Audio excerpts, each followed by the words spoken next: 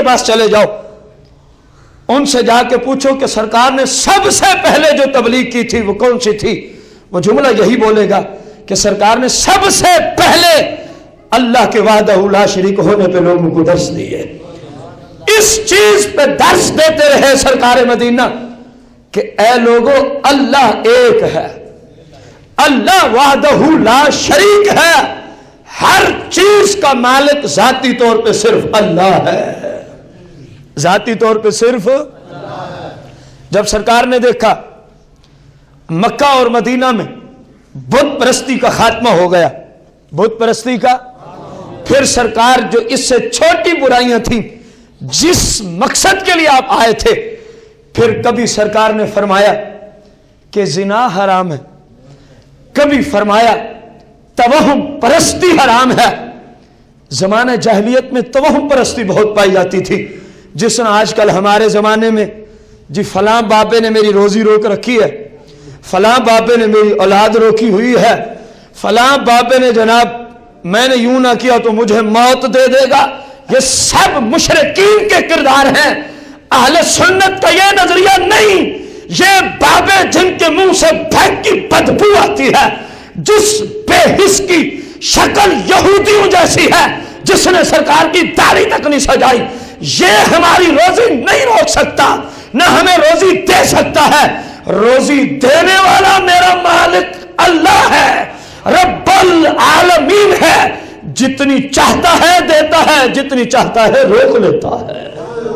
नारे तकबीर, नारे रिसालत, सरकार की आमद। ये तवहम परस्तियां इस्लाम नहीं बर्दाश्त करता। ये आज के जोहला ने अपनी तरफ से घड़ ली है। अगर किसी सुन्नी को तकलीफ हुई हो मेरे इस जुमले से, तो मैं पूछता हूं सहाबा में से किसी का ये अकीदा है? उन्होंने कभी ये जुमला बोला हो कि फलां यहूदियों का जो बाबा बैठा है मदीने में, उसने हमारी औलाद को रोक रखा है, उसने हमारे कारोबार को बंद कर रखा है। रसूलुल्लाह की हदीस है, कांजुल माल में मौजूद है।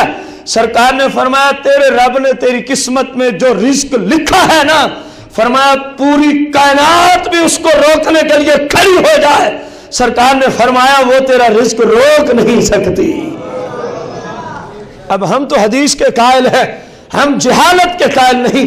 अहले सुन्नत का मसलक कुरान और सुन्नत, कुरान और हदीस पर अमल करने का दूसरा नाम है। कुरान और हदीस पर अमल करने का दूसरा, हम जहालत के कायल नहीं।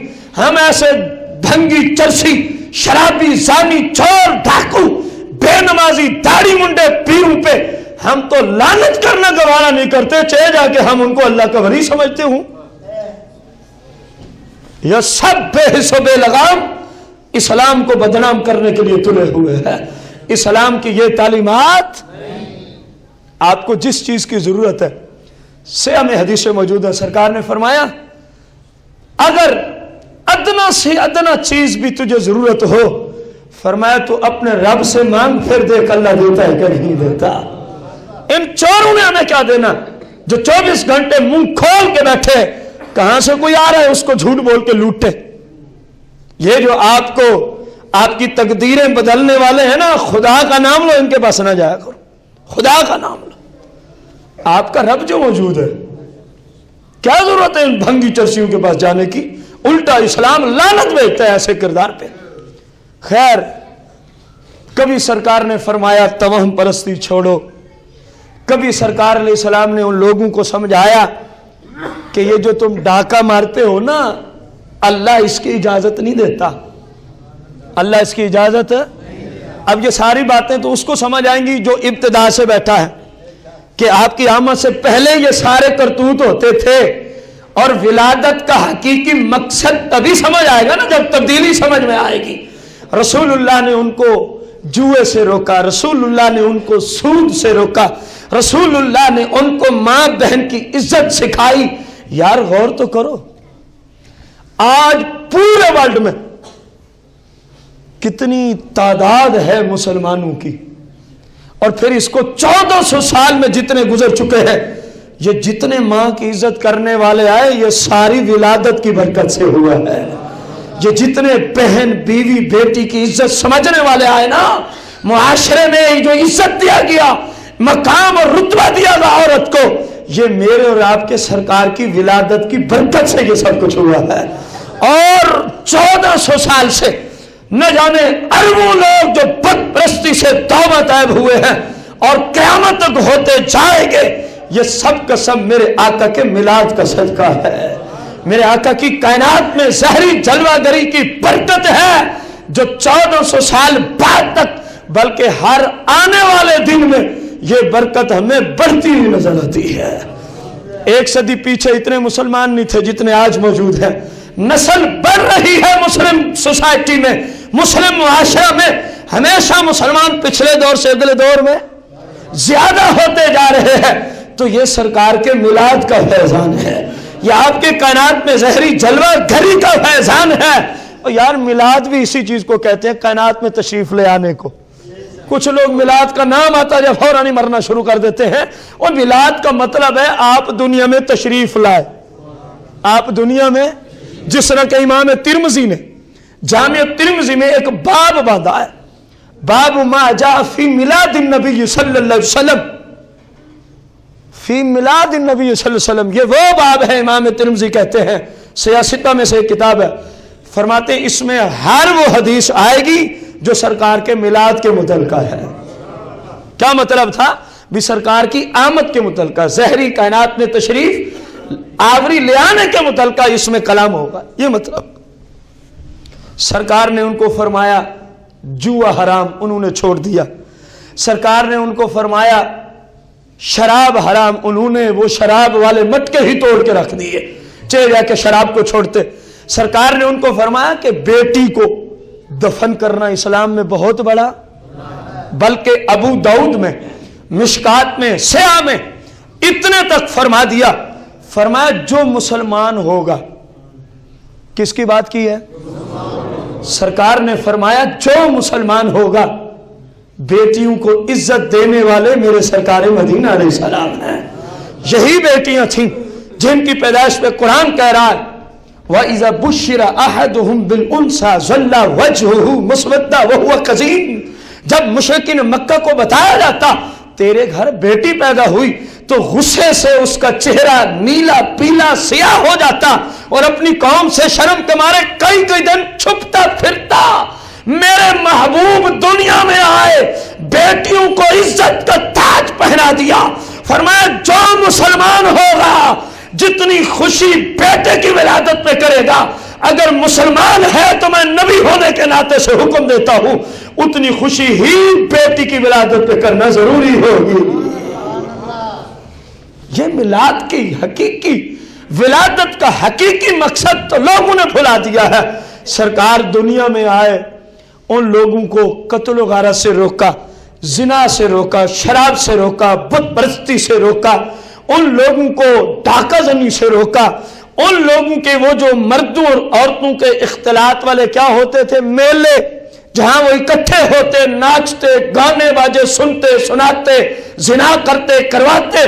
میرے آقا نے فرمایا رب غیرت مند ہے، اللہ کی غیرت نہیں برداشت کرتی کہ اللہ کے بندے ہو کے اس طرح کے کام کریں۔ یہ سیاہ کی حدیث، رسول اللہ نے فرمایا تمہیں پتہ ہے کہ اللہ نے گانے باجے، فلمیں، ڈرامے، زنا، بے پردگی، عورت اور مرد کا ایک ہی جگہ اکٹھے ہونا بے پردگی کی حالت میں، اختلاط کی حالت میں، سرکار نے فرمایا تمہیں پتہ ہے بے حیائی اور فحاشی کو رب نے کیوں حرام کیا ہے؟ غور سے سننا، فرمایا کیونکہ میرا رب غیرت مند ہے۔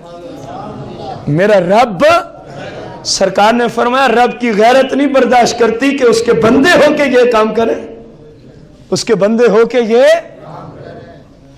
سرکار نے یہ ساری مکے کی ریاست، مدینہ المنورہ کی ریاست آہستہ آہستہ پھر قرب و جوار میں، حتیٰ کہ آپ کے حقیقی خلفاء و جانشینوں نے سرکار کے اس آمد کے حقیقی مقصد کو یوں پہنچایا کہ آدھی دنیا تک یہ ساری قسم کی برائیوں کا صفایا ہو گیا۔ سارے قسم کی برائیوں کا کیا ہو گیا؟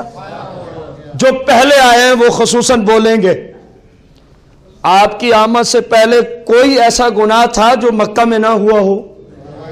میں آپ کو بتا چکا ہوں، جو ابتدان میرے خطبے میں تشریف لائے وہ تو بولے کم از کم، کیا ان میں گانے باجے نہیں تھے؟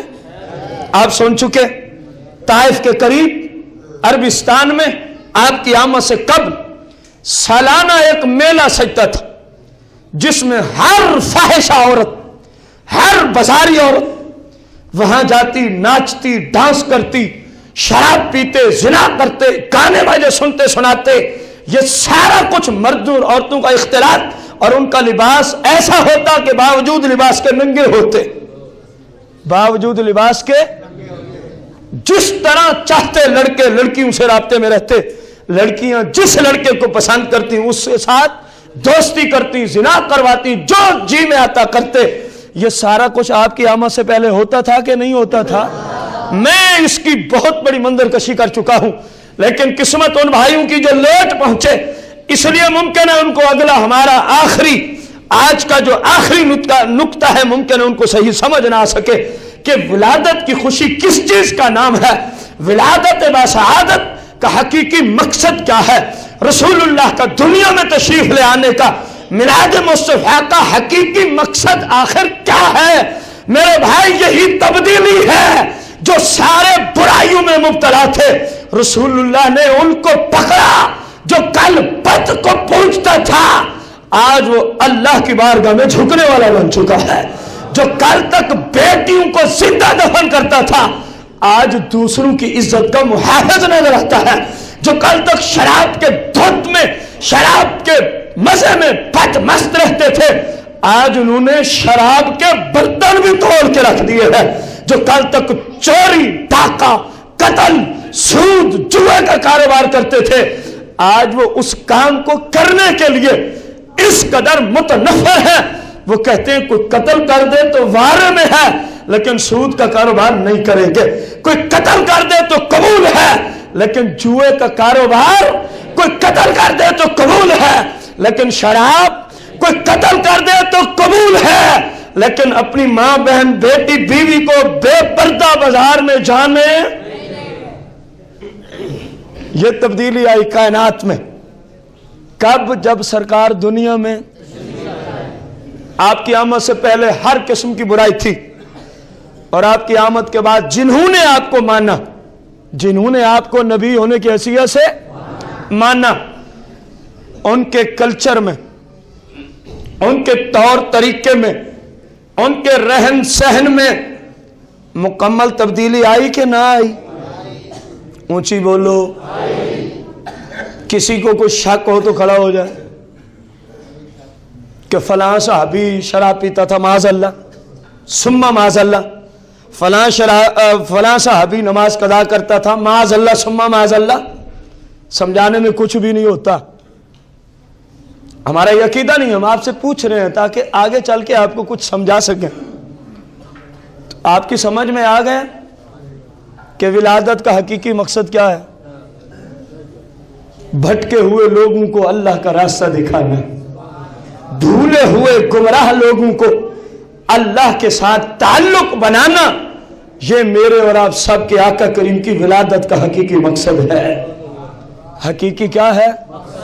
دیکھو نا یار، میں نے وہ البدایہ والنہایہ میں ایک روایت پڑھی، حافظ ابن کثیر نے لکھا رضی اللہ عنہ کہ جب سرکار دنیا میں آئے نا، ہر طرف خوشی کا سما تھا، ہر طرف کیا تھا؟ ایک ایسا تھا جو چیخ رہا تھا، کیا کر رہا تھا؟ ہوا ابلیس۔ حافظ ابن کثیر نے لکھا وہ شیطان تھا۔ کبھی سوچا ہے کہ شیطان کیوں چیخ رہا تھا؟